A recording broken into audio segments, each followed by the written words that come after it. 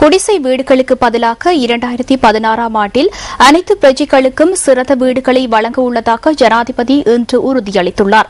உலக குடியிருப்பு தினத்தை முன்னிட்டு இன்று இடம்பெற்ற நிகழ்விலேயே ஜனாதிபதி இதனை தெரிவித்தார். குடியிருப்புக்கான குரல், குடியிருப்பாளர்களுக்கான நாளைய நிழல் என்ற துணிப்பொருளில் இந்த நிகழ்வு இடம்பெற்றது. இதன்போது தேசிய வீடமைப்பு கொள்கை பிரகடனம் ஜனாதிபதியிடம் கையளிக்கப்பட்டது. கொழும்பு, களுத்துறை மற்றும் கம்பஹா மாவட்டங்களில் வீடுகள் வழங்கப்பட்ட பயனாளிகளுக்கான உறுதிப்பத்திரங்களும் இதன்போது வழங்கப்பட்டன. ஐக்கிய நாடுகள் சபையில் பல அமைப்புகள் உள்ளன. அவற்றில் பெரும்பாலானவை இலங்கை தொடர்பில் மிகவும் தெளிவாகவும் உயர்வாகவும் பேசுகின்றன. ஜெனீவாவில் உள்ள மனித உரிமைகள் பேரவை மாத்திரமே எமக்கு எதிராக குற்றச்சாட்டுக்களை முன்வைக்கின்றது. ஏனைய ஐநாவில் அங்கம் வகிக்கின்ற அமைப்புகள் சிறந்த விடயங்களையே கூறுகின்றன என்பதை இந்த சந்தர்ப்பத்தில் நான் கூறிக்கொள்கின்றேன். யுத்தத்தை முடிவுக்கு கொண்டு வந்தவை தொடர்பில் பாரிய குற்றச்சாட்டுக்களை இவர்கள் மாத்திரம் முன்வைக்கின்றனர்.